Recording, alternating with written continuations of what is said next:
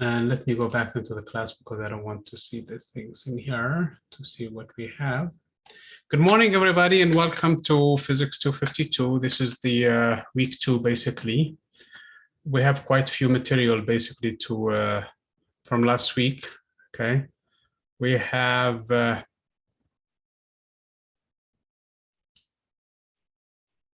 Hold on, let me see. I think there is something wrong in here. Yeah, that's correct. Okay. You have some materials. First of all, let me talk about the pretest because it's an important one to do. First of all, it's a freebie. You're not going to be penalized for it if you score if you don't score well in it because of the fact that it does not impact your grade whatsoever. It's just a reference for me, basically. It's for the college actually that they want that. And it's just a starting point. You're not expected to know any of those things. So if you miss all of the questions, that's fine. It's not something that is going to hurt you. And it serves actually as a guideline for the rest of the course. So it's a good idea to take it to have an idea of what you're looking for in this class. There are only about 8 questions in it or something. So it's a good idea to go through it and take it. After the course is completed, we will have a post-exam. So we will have to do the same things, or at least similar questions, not exactly the same thing. So you guys will have, we will see basically that we're making sure we're doing the progress we're supposed to be doing in this class. Some of the questions are really challenging, especially if you have never taken a modern physics class. So they might be very, very hard to even start. But just do your best, okay? Do your best with it and move on. Your best guess, okay? And move on. So that's basically what this whole purpose is. Make sense to everybody? I know most of the people took care of them, but I just want to make sure that the people who did not take care of them, they do that too, okay? And then the other thing also, there is a quiz from week 1 that almost everybody, with the exception of one person, did. And I want to make sure that those quizzes are done too, okay? Those that rely on your reading. This one also has, what, 9 questions in it? So it's not really, some quizzes, they will only have 2 questions, less than 9. But that's basically what they are. You're supposed to be reading the materials, going through that, and basically making sure you understand them. If you have any question, please let me know. Do not let it stand there, okay? So if something is not clear, is not obvious, please let me know, okay? I think you have 2 chances for the quizzes. So, and it's the average of grades that's going to go there. So you did extremely well in the first one. You're happy with the first attempt. Do not try it again if you think that probably it's, if you're not sure or something like that. If you did not do so well in it in the beginning, that is actually a good place to go back and retake it again. If you did well in it, or you did most of it correctly, that is the purpose of it. That means that you have more or less basically have a grasp over that chapter and you need to move on. If you don't do well in it, that is the time when you decide, you know what? I need to review this entire chapter, okay? I need to go back and make sure that all of the concepts that I was asked about, they are really clear and things like that. And then you can take it again, in which case I'm hoping that you will make tremendous progress to see that you actually have mastered that quiz, that chapter. Okay, every chapter will have its own quiz, so that is no exception. Some chapters are so light though in terms of quizzes that I combine them with other chapters, but every chapter will be tested on in similar fashion. So we have to be clear on that. You also have the lab from last week, okay? Depending on how you guys feel, we may have another session this Thursday live, in which case we have to record it again, and where we go through these labs in detail and do them. Some of these labs are extensive, okay, and they really require that we sit down and work on them. Some of the other labs, though, they might just be basically just follow step 1, 2, 3, and you're done with it. So that's basically in terms of the overall organization of things. Don't forget, you will have discussion items, so always post your discussion items in there. And you will have a summary of key concepts that need to be covered, okay? This week is a little bit more involved than the previous week. The first week was just really the introduction of the concept of temperature and calorimetry, which is basically the amount of heat lost to one temperature of the substance is equal to the amount of heat gained by another substance to increase its temperature. So that is the basic stuff. Some of you probably have had this in chemistry. Did any one of you take chemistry and see these things? Or no?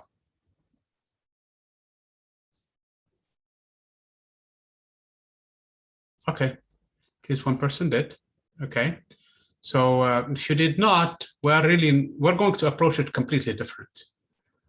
You'll be surprised at the end that this is so much different actually than the chemistry, because the chemists, they focus only on one point of applications, and in here we're really hammering the foundations for that. Okay, this chapter deals more with PV equal to nRT. So let me first of all open a new section in here. I think I should call this section P252 F21 to make sure that I am in here. And because it's going to be brand new notes that I'm going to share with you guys. And today is week 2 of the 3. Okay, so, and for that, I'm not sharing anything, so don't worry, okay? If you don't see anything on screen, don't panic yet, okay? Let's first of all see that I'm ready in here. I have all of the, and let me get the notes in here. Okay, they are here. So let me move this screen out of the way. And now share with you, share my notes. Okay. You see that, guys? Yes, no, maybe? I can see it. Yes. Okay. So this week is a little bit more different, okay? So the first thing is we're going to introduce the concepts that you have seen actually in chemistry, if you took chemistry. If not, we're going to do them in here. And one of them is, oh man, I need a better pen than this one. I don't like this one. And I liked. So PV equal to nRT. This is the bread and butter of a lot of chemistry stuff that you guys do. This is also that we're going to use. This is an experimental law. This is based on observation. It's not like somebody has derived it, okay, up to that point. There is a derivation for it though, okay? It is derivable, and it comes from, guess which law we can derive this expression from?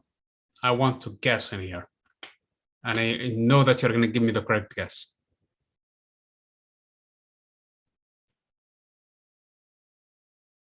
Which law should we invoke to derive PV equal to nRT? Which law do you know?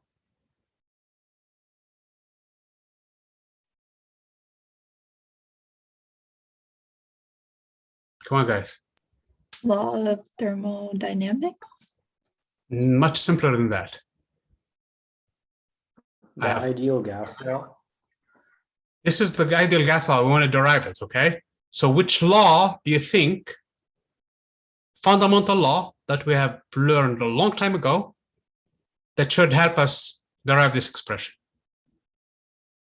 Much, much easier.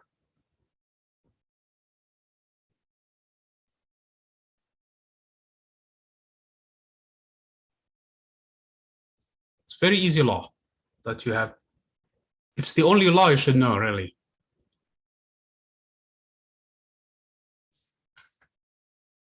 Confident you know it.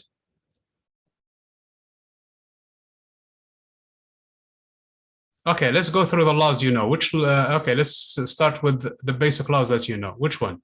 Forget about this question. Which laws do you know? Physics. No, Newton's 3 laws. And which one is the main law of Newton's 3 laws? the second. F equals to ma. Yeah, F equals ma. That's all we need. Okay. That can be used to derive this expression. Okay, that's it. So when we say, when you guys took 250 and the physics instructor told you guys, you know what, that's all you need, he was not joking. Okay, you can derive PV equal to nRT, which is the ideal gas law.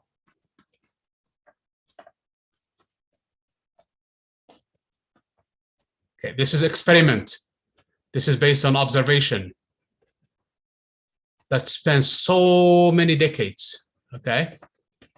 Somebody kept the volume constant and changed the temperature, noted that the pressure is proportional to the temperature, okay? By basically sealing a container. You have a container of a gas and sealing the content. I mean, they're putting putting a screw in there and basically tightening it to make sure that the volume does not change. And now put a furnace underneath, okay? Temperature starts to rise. You have a thermometer in there that monitors the temperature. Remember the first law from chapter 17 helps me to find the temperature. And now I have a gauge for the pressure. Read the pressure. What the experiment has shown is P is proportional to T, okay? That's one thing. Of course, make sure the gas does not leak or has an intake of gas in it, sealed, so that the number of moles does not change, okay? That's it. You find that P and T are proportional. You do the same thing. You allow now for the volume to change, but you maintain the pressure, okay? You fix the pressure. Make sure the gauge is always reading the same pressure.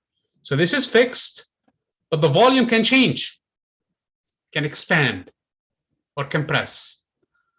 Put a furnace underneath and watch the temperature rise with the thermometer, and you will see actually that the cylinder starts to rise with it.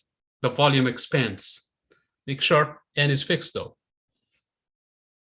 V is proportional to T at constant pressure. Fix the temperature.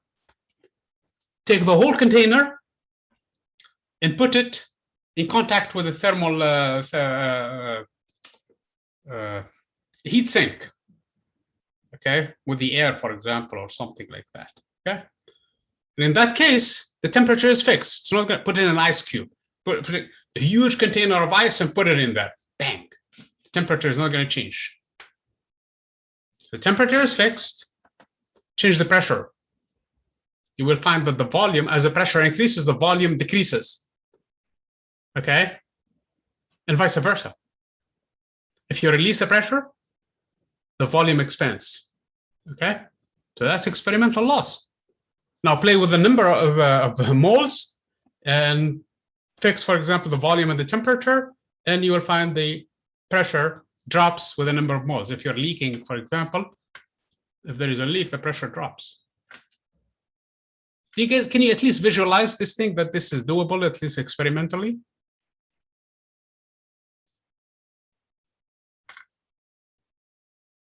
Yes, no? Can you repeat the question? Can you visualize it in your heads that this is doable in an experiment, all of these parts of the experiment? Yes. Okay, it's doable. It's something that you can actually do in the lab.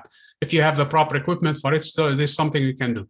As a matter of fact, if everything is in SI, the pressure is measured in Pascal, the volume is measured in cubic meters, and the number of moles, which is just an N, which is just a number, and the temperature is measured in Kelvin. R needs to be 8.314 joules. You're worried about the units? This is a joules per mole per Kelvin. Okay, that's the unit for it. Because pressure times volume is actually work, is actually joules. Because the pressure, if you guys remember from your classes, is force divided by area. So the pressure has the units of a Newton per square meter. Times the volume, so P times volume, the units for that is a Newton per meter squared times the units for the volume, which are cubic meter. Cancel the cubic meter with square meter, and it's a Newton meter. And a Newton meter is actually a joule. Make sense so far? Yes. Okay, so this is an experimental law, where R, we know exactly from experiment what it needs to be. It's actually the slope with a number of moles, if I take 1 mole, and if the volume is 1 cubic meter, of course, you cannot do 1 cubic meter. It's huge. 1 cubic meter is a lot of volume. You use a liter or a few liters, okay? And you make sure it's in cubic meters. R is the slope, in that case, of P and T. And it's going to be the same number for all of the other laws, okay? So this is an ideal gas law, which is an actual experimental law,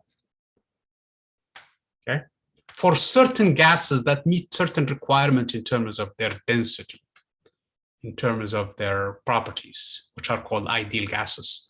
It doesn't matter what type of gas you have. If it's hydrogen, it's oxygen, it's nitrogen, it doesn't matter. It's air, okay? Behaves in the same fashion. That's why it's an ideal gas law, because it doesn't matter what type of gas you have, they all obey this law, PV equal to nRT, okay? What I'm saying in here is, using this law, F equals to ma, Boltzmann actually derived this one.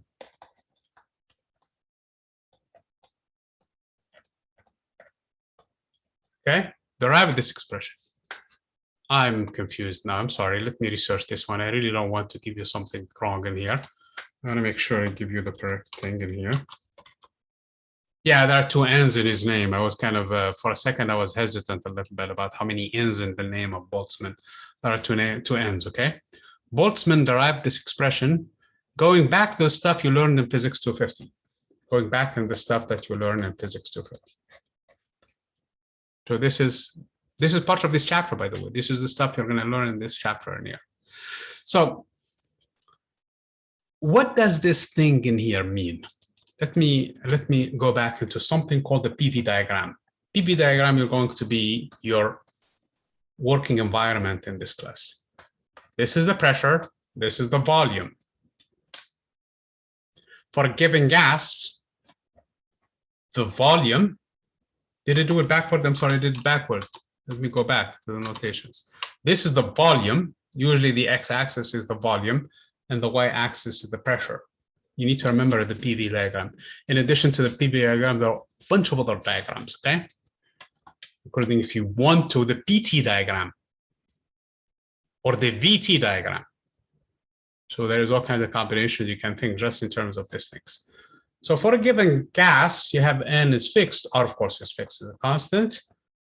T can change. So what you do in this case is, this for a certain T will be a curve on the PV diagram.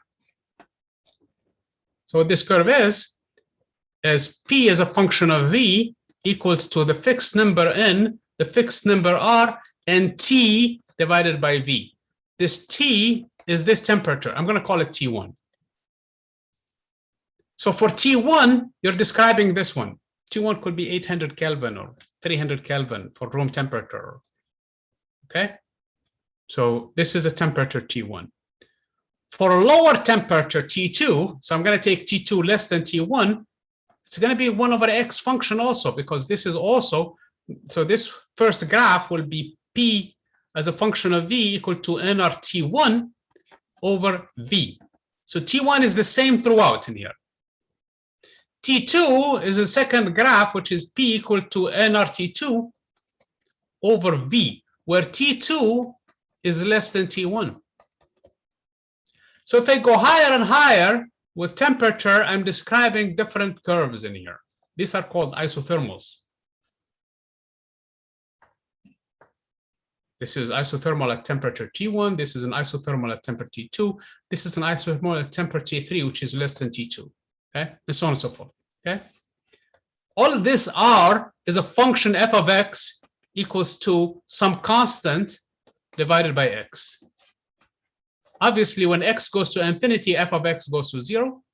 When x goes to 0, f of x goes to infinity. Practically, there is no such a thing as an infinite volume. There is a very large volume, but not an infinite volume. There is no such a thing as a zero volume, but a very tiny volume. So that's basically what we have in this diagram in here. There is no such a thing as a zero pressure, but there is a very tiny pressure. There is no such a thing as an infinite pressure, but the very large pressure. So these curves are cut actually from the top and the bottom real day experiment, real day life objects. Okay, so these are the so-called isothermals. Isothermals, yes, on a PV diagram. This is not the only diagram though, but for this class, that's probably 99% of the time the only diagram that we're going to be dealing with. You're going to be in an engineering field that requires thermodynamics. You may be dealing with another very famous diagram, the TS diagram, temperature entropy diagram. So for right now, we're not going to worry about that. We're going to only worry about the PV diagram. Okay? So these are some of the concepts. Let me go back into the thing in here. That we're going to be learning in here. Make sure you're familiar with the units. Make sure you're familiar with the concepts. The total mass of a gas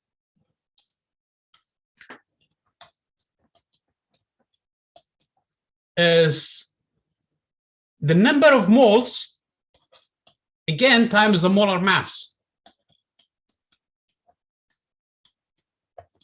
You look at the periodic table.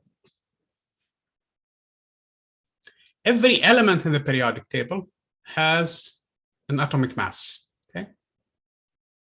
For oxygen, it's 16. That's the atomic mass. That means if I bring 1 mole of oxygen, it weighs 16 grams. That's the element oxygen. But the oxygen molecule is O2. That means it weighs 32 because there are 2 of them, 2 oxygen atoms in it for the molecule, per molecule. But if I bring a whole mole of it, then it weighs 32 grams. So whatever numbers you're looking at the periodic table, append to it a gram, and that is a mass per mole. Depending on how many moles you have. If you say, for example, you have a half mole, you don't have 32 grams of oxygen, you have only 16 grams of oxygen. If you have 3/4 of a mole, or 0.7 mole, so it's 0.7 times 32 grams, that is how much you have in there. 7 times 2 is 14, times 3 is 22. 21 plus 1. So this is how many grams, 0.7 of that is going to be. Okay? So that is 0.7 moles. So that is basically how we do things in here. Now, what is a mole? It's basically 1 mole has an Avogadro number of that substance. An Avogadro number is a huge number, by the way. Is what? 6 times 10 to the power 23.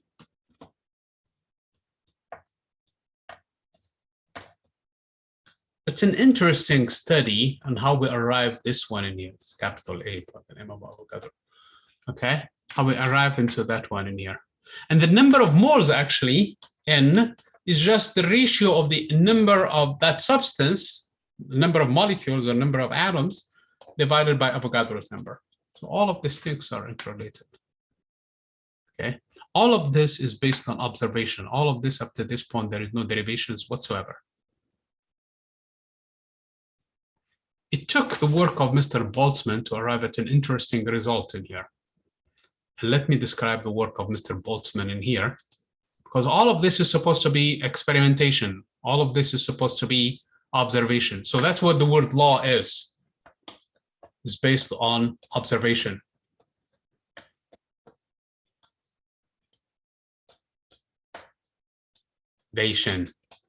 Experiment. That's basically what that is. And that's where we got the value R in here, by the way. We got it from there, the constant R. Now, I'm sorry, in the very last equation that you wrote, the N equals N over NA, what's the N on the top is referring to? Actual number. Most of the time we deal with molecules or molecules. Okay? Thank you. Unless we're dealing with a monoatomic gas, like for example, neon or helium, then it's actually the number of elements or the number of molecules is the same thing, because the molecule in this case is made up of 1 element, okay?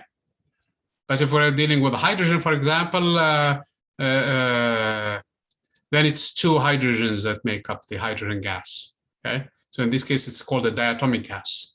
Sometimes it's more. For example, if I'm dealing with a CO2, oh man, that's going to be complicated because this is actually it's more than 2.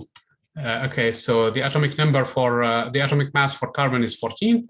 The atomic mass of the oxygen is 16, but I have 2 of them, so I have to add these numbers. And the carbon is going to be 2 times 16, that's 32, plus 14, that's what, 14 plus 32, that's 36, 46. Is this correct? Yes? Yes. Okay, so this is 46 grams. When you are dealing with this in the lab, you have to be very careful because there are the isotopes that make up this complicate things for you. Because carbon-14 is not the only single carbon that you have in the air. It's carbon-14, yeah, you have carbon-12, which is coming from the living animals, and you have all kinds of other isotopes in there. And the actual number is not exactly 14. Same thing with the oxygen, it's not exactly 16. So if we're dealing with these numbers, practically we have to be careful in here because the actual numbers are slightly off. Actually, for the oxygen, it's 15.9, okay? Overall, basically average of all of them. So if you look at the periodic table. But for good rough numbers, these are good enough, okay? So the number of basically ions, the number of protons and neutrons inside the nucleus is what determines the, that's what actually this atomic mass is, okay? It's a mass per unit, per nucleon, okay? So that is basically what this thing is. So CO2 in this case is gonna be complicated. It's gonna be very complicated to do. And it depending on the orientation of the CO2. Unfortunately for the CO2, it's a symmetrical molecule. You have a carbon with 2 bonds in here with an oxygen, and same thing in here from the other oxygen. It looks more like a linear atom, linear molecule. So in this case, the properties, the physical properties of this are kind of easy, okay? And it's heavy. Heavy. Compare that to, for example, water vapor, which is H2O. And H2O is what? 16 plus 2, that's only 18. So 2 times 1, because hydrogen is 1, plus 16, that is actually only 18 grams, okay? Only 18 grams. So that's interesting, okay? Yet if you are doing an experiment, you will see that actually carbon evaporates. Actually carbon, if you put it inside the water, it dissolves, but actually starts to rise, although it's lighter. I mean, heavier, okay, than oxygen, than water. But there are other properties involved in here.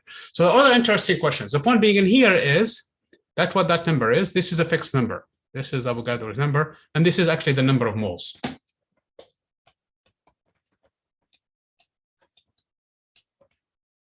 Is there an O and L in here? I don't think that there is an E in here, otherwise it's going to be a mole. Okay, I don't know. Okay, so this is the stuff that you have seen if you took extra chemistry. If not, this is the things that are based on observation and the stuff that is coming from experiment. So let's look at Boltzmann model because it's important. Okay. So what Mr. Boltzmann did is the following. He made an assumption. At the end, people made fun of him. He killed himself, okay? And here is the assumption. It's really, when you think about it, it's really correct. And he said that the gas that we're in right now, for example, in this room, it's made up of tiny particles, very small. At that time, when he was doing these things, the atom was not known. The molecules were not known. So people were making fun of him. Hey, what are you talking about? I mean, we see nothing. I see only a light bulb. I see only the screen in front of me. And you're telling me that there are stuff in between in here? Did not make sense, okay? But he said, grant me that assumption. So if I look at the cube, for example, of given size, I'm going to use the letter. I don't know what letter was used in the book, honestly, at this point. But I'm going to use the letter L for the length of the cube, the letter L for the height of the cube, and the letter L for the depth of the cube. And in here, he said there are tiny particles flowing, moving in every which way direction that you can think of. This is what makes up the ideal gas, he said. Okay. There is a large number of them. Remember Avogadro's number? If I have 1 mole, I have 10 to the power 23 of them. It's a huge number. Okay. Even if I have a half a mole, I still have a huge number. Even if I have a 1/10 of a mole, I still have a huge number. So this number is a large number, which involves statistics right away. Statistics. Okay, he is really the one who founded that. Down the road, you will learn about Fermi-Dirac the statistics, and you also will learn about Bose-Einstein statistics. There is, in addition to that, the Maxwell-Boltzmann statistics. This is really the foundation. This is really what started it, because you're dealing with a large number, an ensemble of particles, a huge number of them. So you cannot really talk about F equals to ma for each and every one of them. You really have to talk about it in terms of averages. Okay. Otherwise, you have to find F equals to ma for every single one of them and do the sum. It's an impossible task to do. It's not an impossible, it's a huge task. Even on the fastest computer is going to be a huge task. Okay, that's one assumption. The second assumption, he said that all the directions are the same. In other words, this is an isotropic distribution. Meaning whichever direction I go, it's the same thing. So I'm going to take focus on the x direction. Whatever I find in the x direction is going to be the same thing true for the z direction, and it's going to be the same thing true for the y direction. Okay? So all the things are the same. So whatever we find in the x direction is the same for everything else. So in this case, we're going to focus on a particle specifically and focus on its x component for the velocity. So here is a particle. It may have a velocity this way, but what interests me is the x component of the velocity in here, Vx. Okay? It's moving to this side of the wall. It's going to hit the wall and bounce off of the wall, go and hit the second wall and bounce off the other wall. And he made another assumption to follow with the ideal gas law that this tiny particles hardly interact with one another. As a matter of fact, their collisions are negligible because the density has to be low enough to assume that they are ideal gases. So really what focuses on for this particle is its collisions with the wall, that's all. So what matters are collisions with the wall.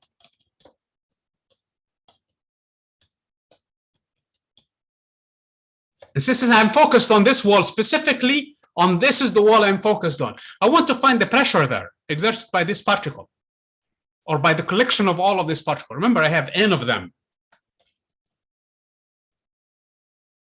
Okay, I have n of them, but n of them are going in every which way direction. But on average, they're going to hit in here and come back and go to the other side and come back and hit it in here.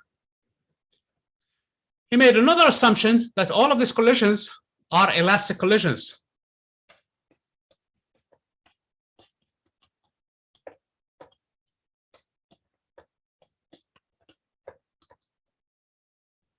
Okay, and we know what happened in an elastic collision.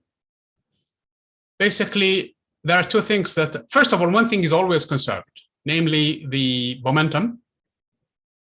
Where did we get that result? We got it from F equals to ma, by the way. Conservation of momentum during collisions, whether elastic or non-elastic, it's always conserved. But the conservation of the kinetic energy is really what interests us in here in this case. That the kinetic energy was also conserved. Okay, that's why we made that assumption that the collisions are elastic. Is everybody so far so good following up to this point? Good.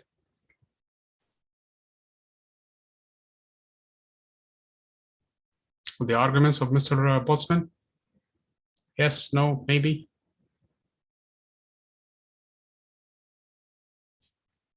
I need either your cameras to make sure I can really read faces. Okay, somebody has. Okay. But I really need to make sure that you guys are with me here because I don't want to be talking to myself. Because I will make mistakes and I really need you here to correct me. Not that I intend to, but because I'm not too focused sometimes. Okay. So at least one person is good. Okay, so I'm assuming that everybody else so far is so good. So what we are saying in here is that the particle is moving, hits the wall, travels the entire length L, do something else, hit the other side of the wall. We don't care about it. From the vantage point of this wall, all we care about is this wall only. So it's going to hit the wall and travel the whole length again, L, and it's going to hit this wall. Obviously, the particles, they come with different velocities. So this is really an average velocity, if you really want to think about it. It's not the same. It's not an exact. So this ith particle will have an ith component of the velocity along this direction.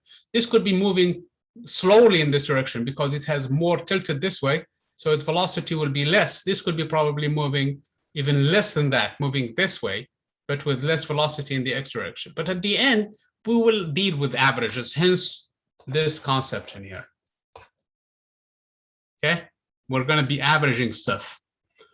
So he said, then when the particle hits the wall, since it's an elastic collision, it's going to emerge with the same velocity in magnitude, but opposite in direction. So Vx is going to be the same. So the momentum in this case, or at least the change in momentum, this particle has a mass m. So this is the mass of the particle itself. Oops. This is the mass of a tiny particle. We use the m, or let's keep the big M for it, okay? But that's going to be in gram. I don't want to confuse these things. This is actually the mass of the particle itself. And the mass of the particle itself is actually this number. This number, 46, for example, if it was CO2, times the mass of the atomic unit mass, which is 1.67 times 10 to the negative 27 kilograms. So this is a tiny mass. Because we're going to add up these masses at the end to find the molar mass or the total mass. Okay. So this is a single particle with a given tiny mass, mi, if you want to call it, but they are the same masses, they're the same substance, although it's going to be complicated. If we have a heterogeneous basically distribution in here, we have different elements in here, it's going to make things complicated. So we're focused only on one element. So this collision is elastic.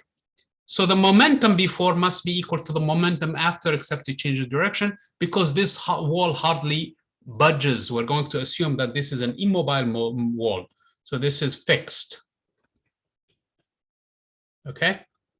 It's that change in momentum, delta P, basically, because I'm taking this direction to be positive, and change in momentum, which is going to be the impulse, and the impulse is going to be the final momentum, which is negative, by the way, negative m vx in the I direction, m in the ith particle, minus the initial momentum, which was just m times vx going in the positive direction. So this is going to be minus 2 times the mass of the particle times its x component. This is the momentum, of course, the impulse in the x direction, because we're focused only in the x direction. So far, so good. Does everybody understand where the impulse is from? Yes, no, maybe? Can you explain it one more time? Okay. So we have a tiny mass m moving with the velocity vx. I call it the I because I'm trying to make a distinction that some of them are moving faster than others. At the end, I'm going to average stuff. So a mass, a particle I, and there is an n number of them, a huge number of them, by the way, is moving on the average, or at least in this direction, in the x direction, hits the wall and bounces back. The collision is elastic, so the momentum is conserved, and the kinetic energy is also conserved. That means the velocity of the outgoing must be equal to the velocity of the incoming, to make sure everything is conserved in this case. Good? So Good. the impulse, which is the change in momentum, this is from physics 250, by the way, physics 1. The impulse, which is a change in momentum, is equal to minus, because this is I took this direction where the particle was initially moving to be positive. So it's going to hit the wall and then bounce back. So when it bounces back, this is its momentum when it emerges from the collision. and this is its momentum before. And of course, the change in momentum or the impulse is just the difference between the two quantities, which turn out to be this number. Good? Yes, it makes sense. Okay, very good. So now it's going to travel this distance L and come back to the same L with this velocity. So it's going to take the time between collisions because it's going to hit the other one and come back and hit it again, and come back and hit it again, and do this several times, basically. So what I'm saying in here is that the time between collisions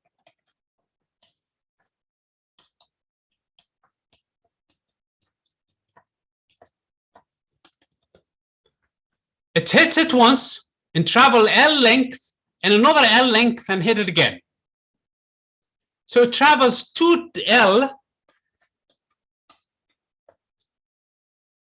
on that speed. So that is how much time it's going to take between collisions. And according to the impulse momentum theorem, this is actually equal to the impulse is equal to the force times tau times the time, because each time it hits it, it's going to impart that much impulse in it, and it's going to do that on a continuous basis at this rate. So in this case, if you guys remember from physics 250, that the impulse is equal to the force times the time between collisions. So this is basically gives me the force equals to the impulse divided by, in this case, the time. So in my case, it's going to be minus 2m times the velocity at that divided by 2L over Vxi. So this is how much momentum, so this is how much force is going, that tiny particle is going to exert on the wall.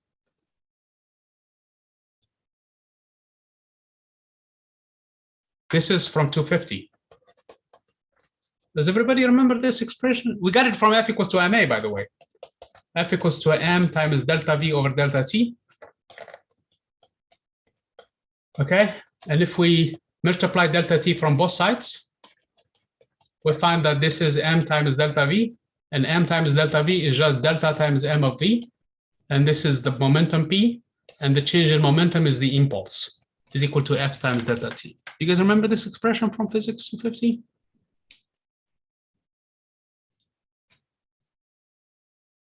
This is called I remember that, but the Vx with the I don't remember that. Okay, it's just for my case. Okay, I'm taking the x direction. This is a general expression in one-dimensional motion, and this is that, except I'm focused on only one-dimensional motion in the x direction. And this is the ith particle because I want to make a distinction because I have an n of them, a huge number of them. Okay? Except I found the time tau now between collisions, and this is how much it is, because the particle travels 2L before the next collision, and it's traveling with this velocity. So I need to find the time between collisions, which is the distance traveled divided by the velocity. Okay? So that's the time between collisions, and it's subbed into this expression, and this is from physics 250. Make sense now? Yes. Okay, very good. So we're in good shape now. So this is the force. Of course, the 2 cancels the 2. And the Vx, it's in the denominator, so I'm going to move it all the way upstairs. And this force is going to be equal to m, mass of the tiny particle, times the Vxi squared now, because I took it all the way r divided by L. This is one particle. I don't have one, I have n of them. Okay. So what I'm going to do in here, I'm going to average this force. This is actually from the ith particle. Not everybody is going to hit it with the same velocity because they're coming with different velocities. So I'm going to average this quantity. So the average of this quantity is going to give me the average force. They all have the same mass, and it's going to give me the velocity on average in the x direction, the square of this quantity divided by L. Okay. So that is the average velocity with which they hit the wall. The average force, I'm sorry, with which they hit the wall, because I have each and every one of them is hitting it with different velocity. So I'm going to square the average is quantity. So I have n of them hitting the wall. So I'm going to sum through them and find the actual force, which is going to be n times this tiny forces times this averages. Okay, because I have n of them. And this is going to give me a quantity that is equal to m times Vx times n, of course, squared divided by L. N times m, that's n particle, okay, times m of them. Each one of them, of the tiny particle, has a mass m, okay? And if you look at it again in here, if I have an Avogadro number of them, I know exactly what that mass is. The tiny masses, which is 10 to the negative 5, if I multiply it by Avogadro's number, this is what we mean by m, the molar mass in grams. This is Avogadro's number. This is the mass of a tiny particle, which is of the order of 10 to the negative 27 kilograms. And if I multiply that and do the proper conversions, or 10 to the power, what, 20, negative 30 grams, then it's going to give me the mass in grams. So this is the molar mass. So all I have to do is multiply by Avogadro's number and divide by Avogadro's number, and this becomes my molar mass in grams. And this is just Avogadro. This is just the number of moles. So the force clearly emerges from this expression as being F is equal to the number of moles times the molar mass times the average velocity of all of the tiny particles as they are moving divided by L. Okay. This is how much force is exerted on those particles in there. Okay. Two things emerge from this one. Two concepts emerge from this one. First of all, the pressure. The pressure is equal to the force over area.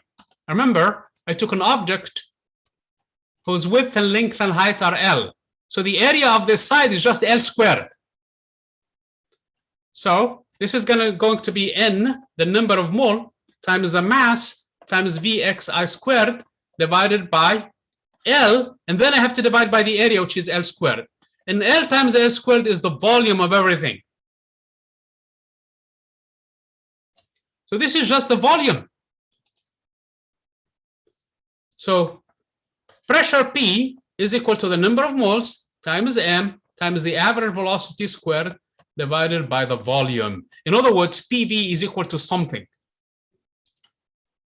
P times V is equal to n, the number of moles, times m times the average velocity squared in here for those masses in there. Or I could restore this n times m, which is just n times m, the small masses. In other words, this expression also looks similar to n times the tiny masses. This is the masses of the 10 to the negative 24 to negative 27 kilograms times the average velocity squared. This quantity, if I divide it by 2 and multiply it by 2, is actually the kinetic energy of the tiny particles. This is that kinetic energy. So it's equal to 2 times n times the kinetic energy, the average kinetic energy of those tiny masses. Remember, this expression can be written, at least this is how Mr. Boltzmann wrote it, as n times a new constant. Now he called it kBt, kb times t, where n is the same n and the average kinetic energy is related to that expression in there. I'm sorry, I should really have to be careful in here. This is not the total average kinetic energy. That's a mistake. This step is a mistake.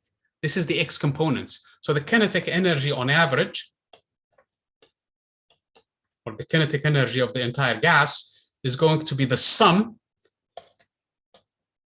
of the kinetic energy in the x direction plus that in the y direction plus that in the z direction. That I have to be careful with. I told you I make mistakes. This is what the velocity is. In other words, the velocity has three components. So v squared is equal to vx squared plus vy squared plus vz squared, because the vector v has three components in the velocity: x direction, y direction, and z direction. However, because of the isotropic property, these quantities are all the same, because I'm assuming all directions are the same. So that means the average velocity in the y direction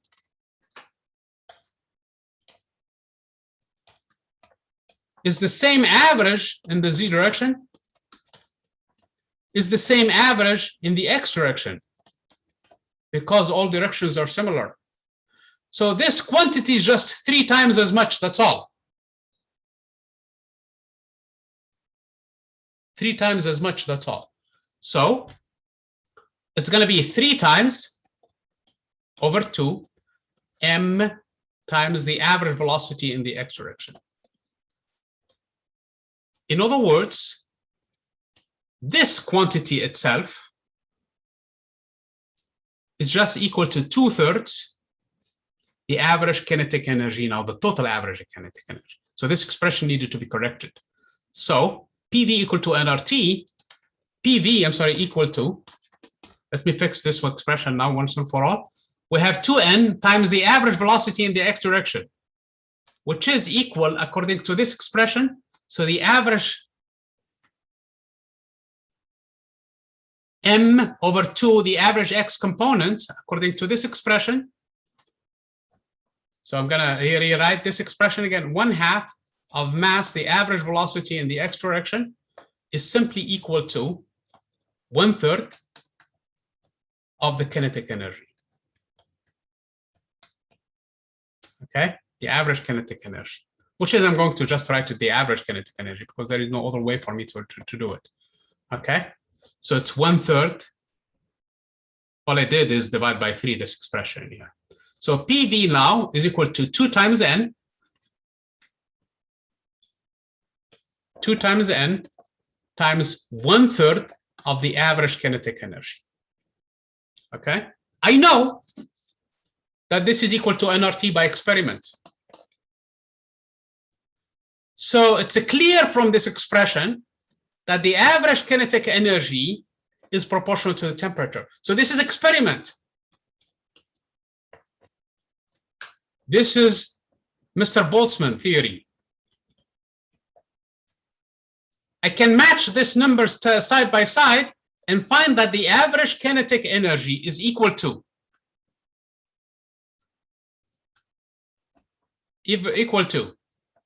average kinetic energy is equal to 3/2 times n times r divided by big N times T. Okay. As a matter of fact, n divided by n, I can write it differently. N, remember, is equal to n over n, A. So the n cancels the n, and I will be left with K is equal to 3/2 of n divided by Na.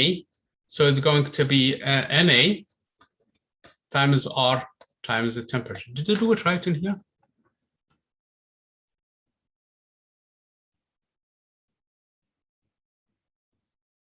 I think I made a mistake somewhere in here.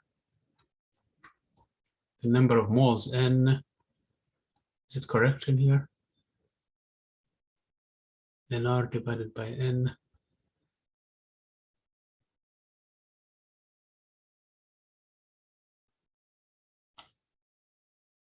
This is for some reason I'm getting a big number, more than I should.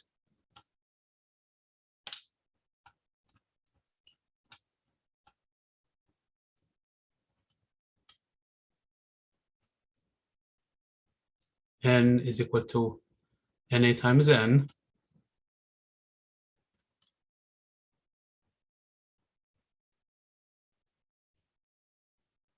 Oh, this substitution is wrong. This substitution is wrong, that's all, okay? Because we can clearly see from the expression that N is equal to N times Na, okay? The number of moles times Avogadro's number. So in this case, K, the kinetic energy, on average is going to be 3/2 N times R divided by N times Na. That makes sense, that's better now. And the N cancels the N, and R over N, he called it a new constant. Now it's called KB, Boltzmann Constant. That's better now. Okay, that is better now.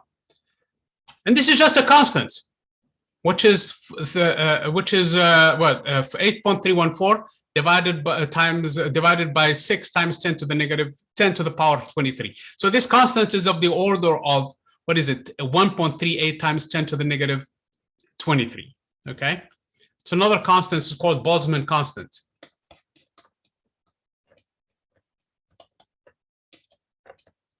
Here is the deal. The kinetic energy and the temperature are the same.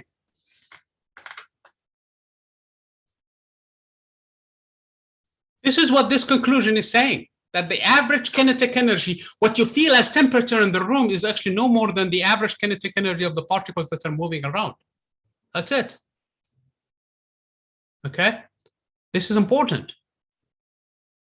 Because we were able to find PV, and we found it to be the same thing as the average kinetic energy of the particles in that volume. And that is basically what the experiment also had shown, that it has to do with thermometer and the measurement of temperature. So hence the temperature and this concept are similar. This is a big deal. This is what you have found from this chapter in here, that how the temperature and the kinetic energy are related to one another. This is of translation though. All I focused with is translation. This is translational expression, meaning the velocity as a vector has components x, y, and z, okay? That's why we were able to write the square or the modulus of this vector as just the square, using the Pythagorean theorem basically, as just the sum of all of these terms in here. That's it. And that's how we arrived to this expression. And this is true only for monoatomic gases.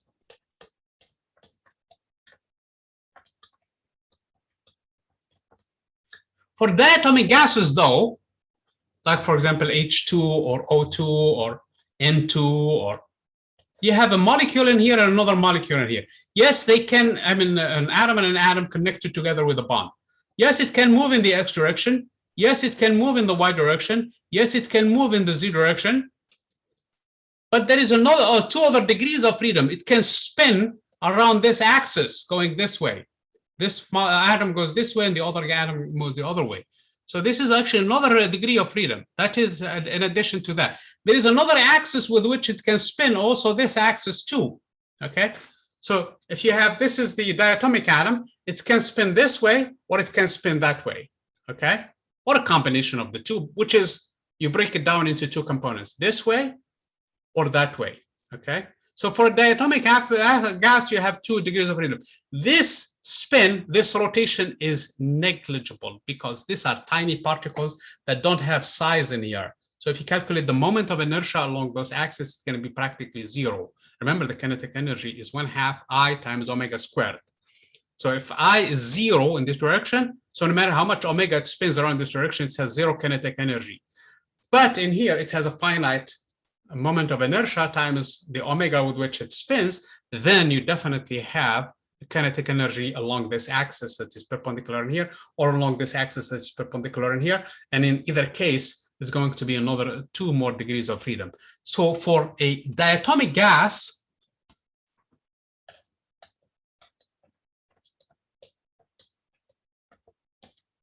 the kinetic energy will have 2 more degrees of freedom. Where this number 3 came from? If you think about it, it came from this sum. This added 1, this added 2, this added 3. Because you have a translation along the x direction, translation along the y direction, translation along the z direction, each degree of freedom added 1 more. So the fact that I'm adding 2 more degrees of freedom because of the rotations, the kinetic energy now will have additional 2 terms. So if we look at it in terms of rotation, it's going to be 5/2 of kBt. Okay. So that is basically how the expression would look like. So there are 2 more degrees of freedom that needs to be coming from the fact that I have 2 possible rotations. Okay. Now, it is important. I mean, we're not going to explore this in detail, but the statistics later on, Mr. Boltzmann used the distribution functions from Maxwell distribution function, which is a Gaussian distribution for the velocities. And he made an assumption that this basically velocities, because I talked about the fact that some particles in here are moving faster than others, how fast they are. So he gave them he gave them normal distribution, which is the Gaussian distribution, which is actually introduced by Maxwell. And from there, he has a distribution function that in such a way, if I'm interested in distribution of the velocities, f dv, in such a way that the function f has this complicated form that has the exponential in it, okay? And it has a v squared in it. So the first term is just constant. So I'm going to call this one a constant times v squared exponential of the kinetic energy divided by kBt. Where kb is a constant that is used in it. By the way, the book uses lowercase k and capital case K for the kinetic energy and lowercase k for the Boltzmann constant. And you will see another k down the road, the atomic number k, and so many other things that I like to use a notation used in other textbooks, kb for Boltzmann constant, just to make the distinction. Because I wrote k everywhere in here, it's going to be not even funny because I will have 2 different k's at least in here. One of them is for the kinetic energy and the other one is for the Boltzmann constant. So I always dress the Boltzmann constant with the symbol B, okay, for Boltzmann.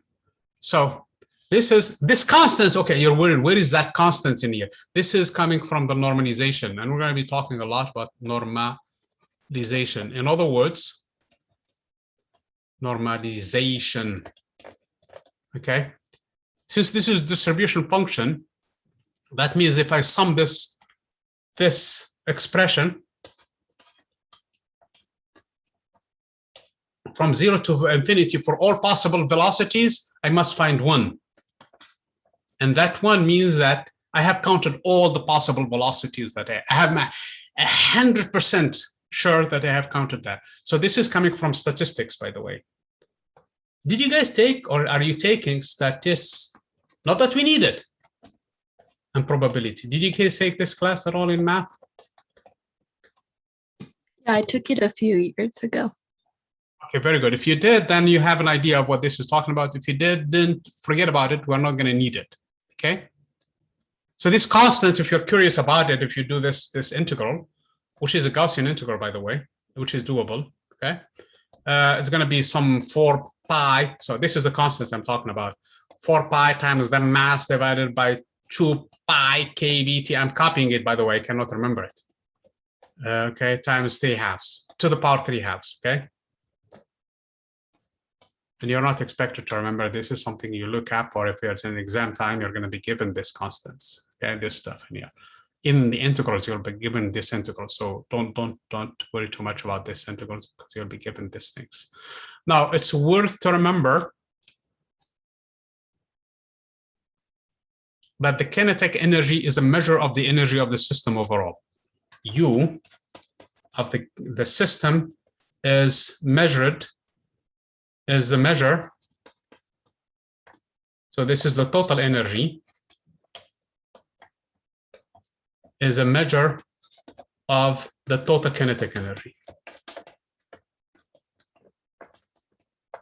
In other words, for a monoatomic gas, I can clearly safely say that the change in the kinetic energy, of the change in the internal energy, so this is the total energy or internal energy, sometimes called internal energy. So the change in this case is going to be equal to change in temperature. So I have to multiply by n first of all again, okay? For 1 mole, I have to multiply by n and then deal with this expression for 1 mole, okay? So it's going to be 3 halves. This is mono. It's going to be 3 halves R times the change in temperature. So if there is no change in temperature, there is no change in internal energy. So all of these processes I drew before you guys in here, how are we doing on time? We still have plenty of time.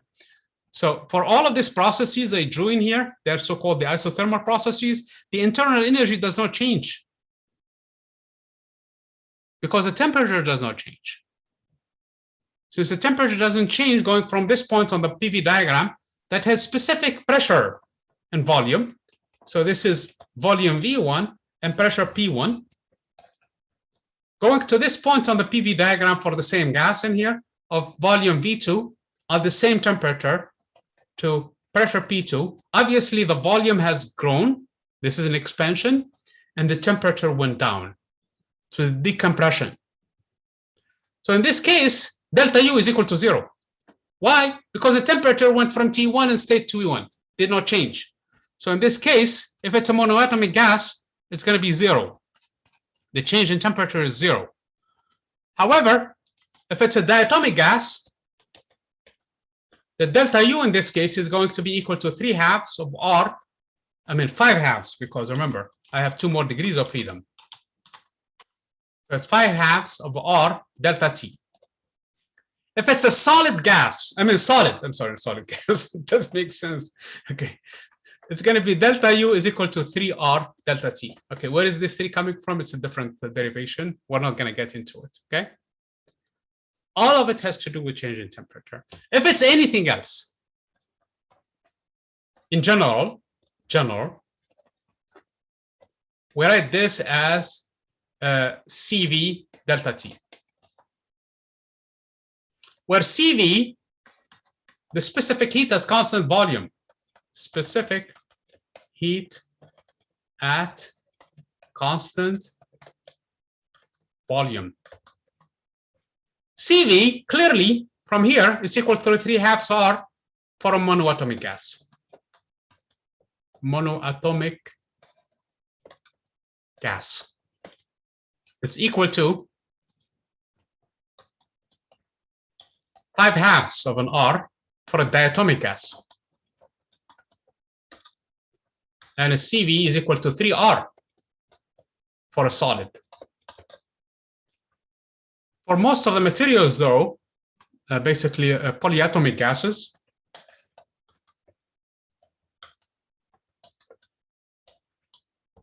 CV is roughly 1.3 R.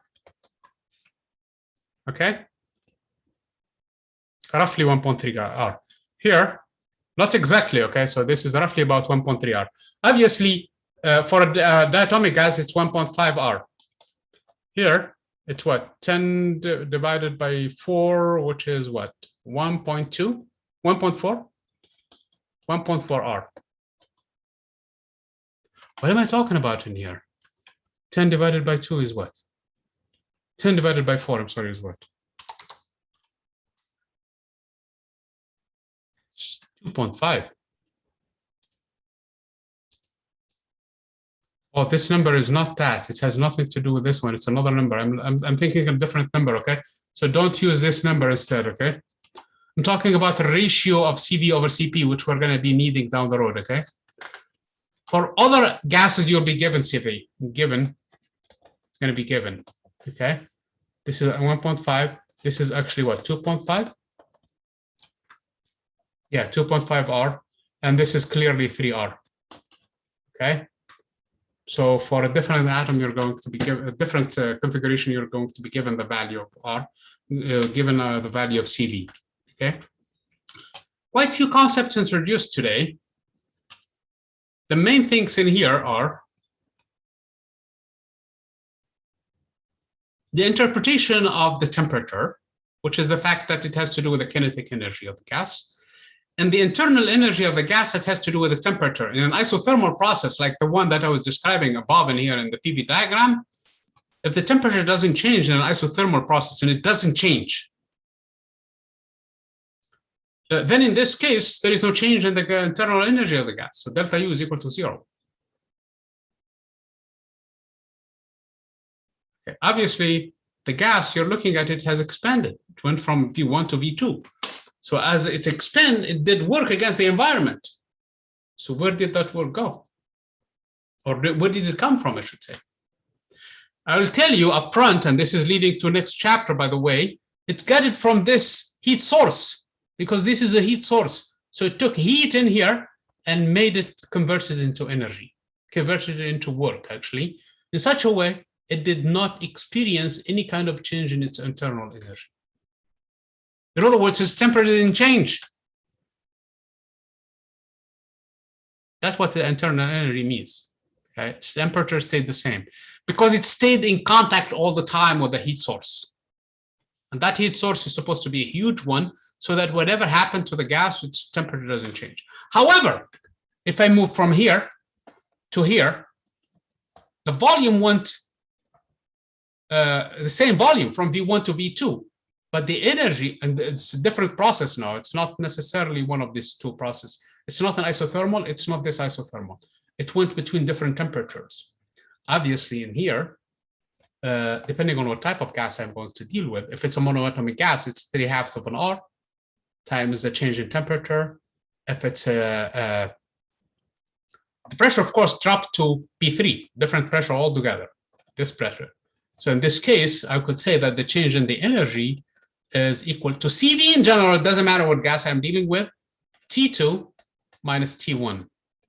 Obviously, in my graph in here, T2 is less than T1, which means that it cooled in the process. Okay, its pressure dropped from P1 to P3, and its volume expanded from V1 to V2, and its temperature went down from T2 to T1. There is definitely in here a loss in internal energy. Its temperature was this high, T1. Now it's down to T2. So it was, the molecules were moving so fast. Now they're moving slower. So there is a total loss of energy in the gas in the system in here. Does this make sense to you guys? Yes, it does. Yes. Very good. So if I take the process backward now and start from this point in here, from V1 still to V2, I'm going through the same thing. I'm going through some process. It doesn't matter. I'm going through this line in here and coming back to this point in here. It doesn't matter how I go about it. At this point, we don't care. There is some process that you can think of. We could straight go like this, straight line, and then shoot this way. We can go in a process where the volume does not change, hit this pressure, and then keep the pressure the same now and change the volume. Or we could go like this, keep the pressure the same, P3, hit this volume, and then keep the volume the same and change the pressure. This process is called, by the way, when the pressure doesn't change, an isobaric process, where the pressure doesn't change, isobaric. The process where the volume does not change is called an isovolumetric process. I mean, you can clearly see in here what that means. The volume does not change. Sometimes it's called isochoric process. I could do an isochoric followed by an isobaric, or I could do an isobaric followed by an isochoric, or I can take this weird path in here and go still from there. It doesn't matter how I do it. The change in energy in this case is going to be CV times T1 minus T3. Obviously, there is an increase in temperature. I was at the lowest temperature, which is T3, where the molecules were moving tiny by tiny, and reached the point now where they're agitated. They are moving so fast. Okay? They are moving extremely fast at this point. So this is a process where I gained energy, where the internal energy of the gas increased all of a sudden, now went up. Okay? Okay, there are quite a few applications from this chapter. It's really feeding into chapter 19. Let me tell you up front, the chapters 19 and chapters 20 are the bulk of this stuff in here. Okay? What chapter 18 did for you is actually make the connection between temperature and internal energy. Okay? We're going to be introducing work. And how can we find work? Work is, of course, force times displacement. Do you guys remember that from your physics 250? Does this ring a bell somehow? Okay, in case one person remember that.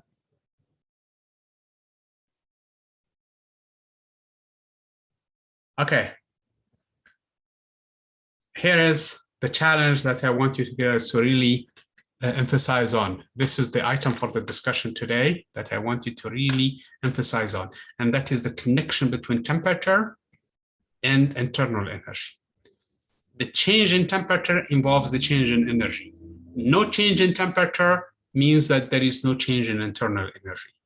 Why I'm saying that, and why I'm emphasizing on this as being something to have it to post it in the discussion, because it's going to be part of an exam where you're going to be calculating the change in energy. You're going to be calculating work. You're going to be calculating heat. You're going to be calculating change in entropy. Okay? And immediately, once you see that the temperature didn't change, there is, hey, delta U is equal to 0. So if the question has, let's say, for example, 5 parts in it, and one of them to find delta U in it, and you recognize immediately that this process does not involve change in temperature, then you sub immediately the value for delta U is equal to 0. If the question was worth 10 points, for example, you already earned 2 points just by making that remark. Does everybody understand what the point is? I want you to relate the temperature and the internal energy and state the fact that if there is no change in temperature, there is no change in internal energy of the gas. Delta U is equal to 0. Make sense? Okay. One person, I need more. Yes, it makes sense.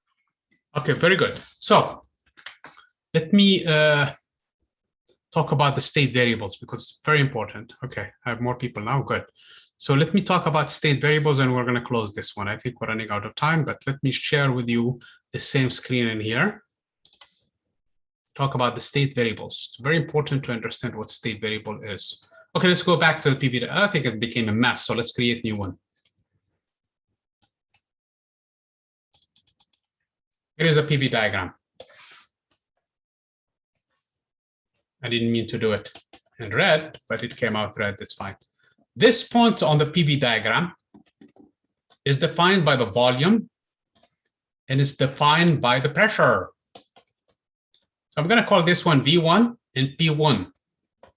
Okay, then we know what the temperature is because we can invoke the ideal gas law. P1 V1 is equal to M, which is fixed, times R, which is constant, times T1. So we know the temperature also in here. So T1, P1, and V1 are called state variables. These are state variables. In other words, all we need is 2 of them. If we know 2 of them, we know the third one. So that's why in a TV diagram, if they're given T and V, then you can find P. So you can also do a TV diagram or a TP diagram. In a TP diagram, if the temperature and the pressure are given, you also can find the volume. You're going back into the ideal gas law, okay? So this is something always you can define. So these are called state variables. In addition to that, there is another state variable right now that we just introduced called the internal energy. Now, just like when you did physics 250 and you were talking about the potential energy, it doesn't matter which height you have, you can always call that the 0, and then the next one is the next energy level. So what matters really is the difference in energy. Although the energy is defined in that point and it's a state variable, we don't know what its value and we don't care because what matters for it is the difference in internal energy. That's all. 2 key concepts that are going to come down the road are not state variables. Work and heat are not state variables.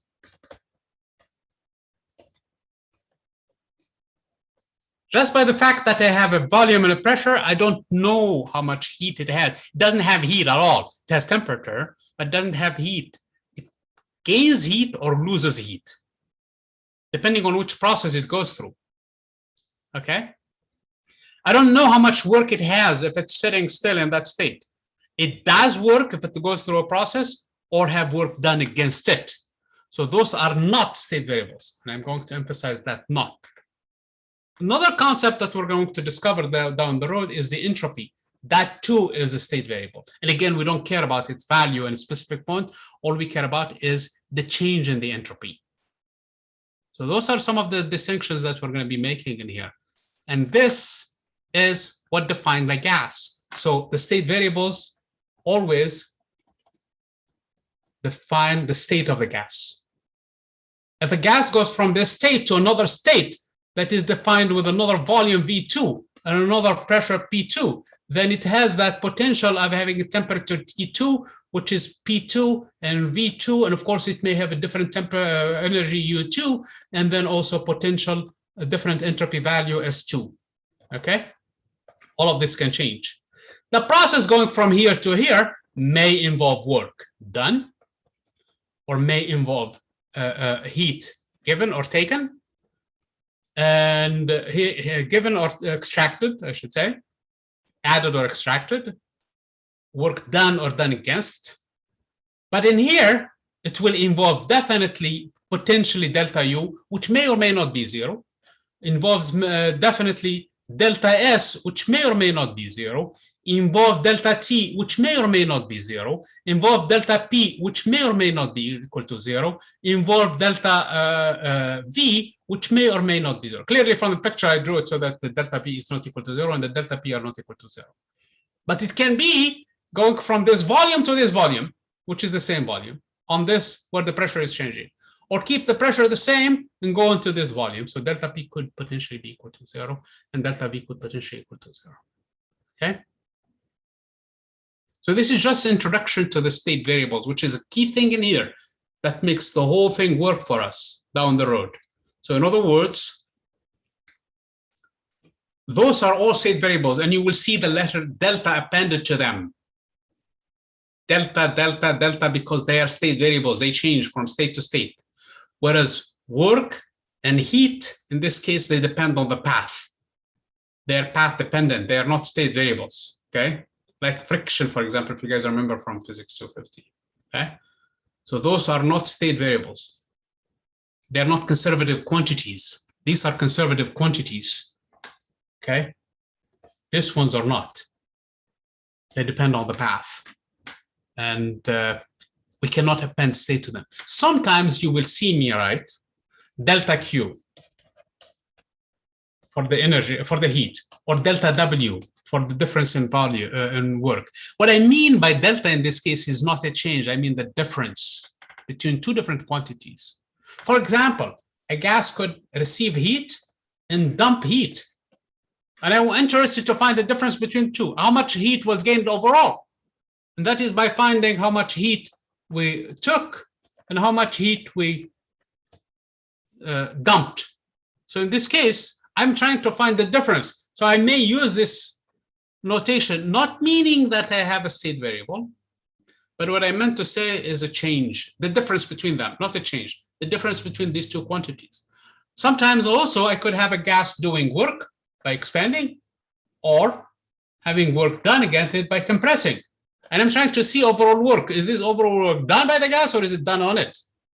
So I'm trying to find what this work is in here that is done versus this work in here that it was done on it.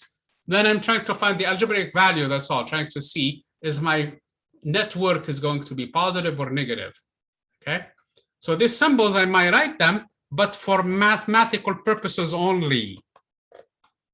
They don't mean anything in terms of the physics. This have intrinsic meaning, these deltas.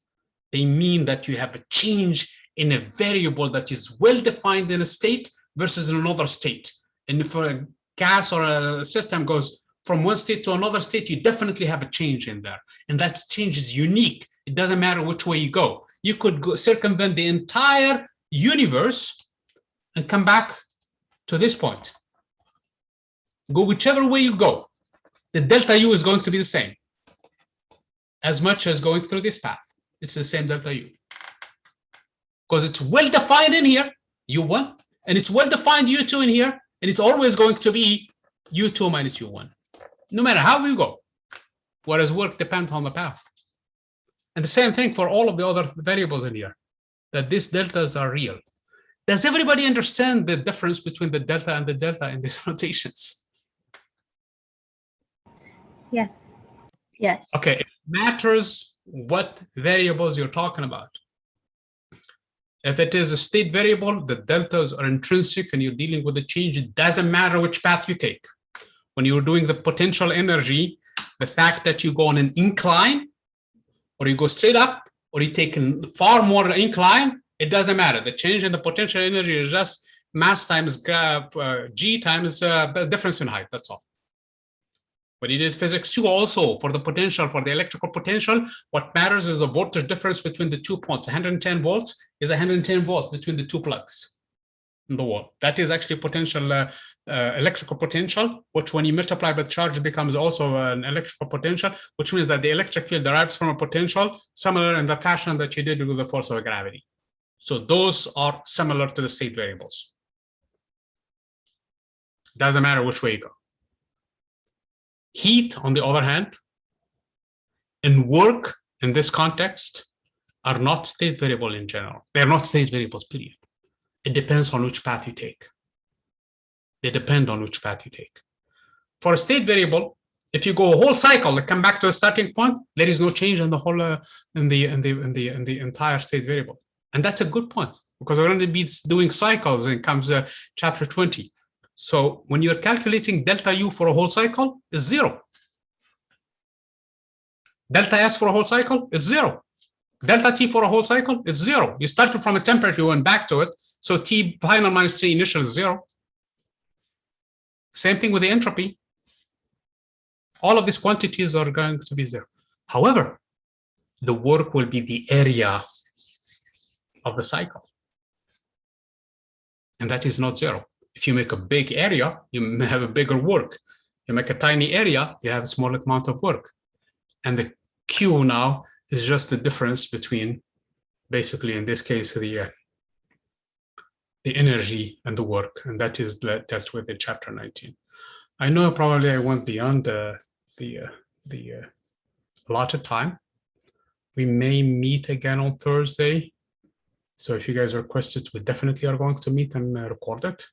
If not, then depending on how it goes with the lab, I'm going to go through it again, and I may call for another meeting again so that we can have that 100% hammered, okay? Sounds good? Yes, thank you. No problem. So I'm going to stop the recording now. And please send questions. Don't struggle with by yourself on doing things. Let's make sure we work them out and have all of the questions answered. I know the assignments for the homework are all the way through chapter 20 done. So hopefully you're working on those. I know everybody's enrolled in that homework assignments and that you're completing them too. I'm going to stop the recording.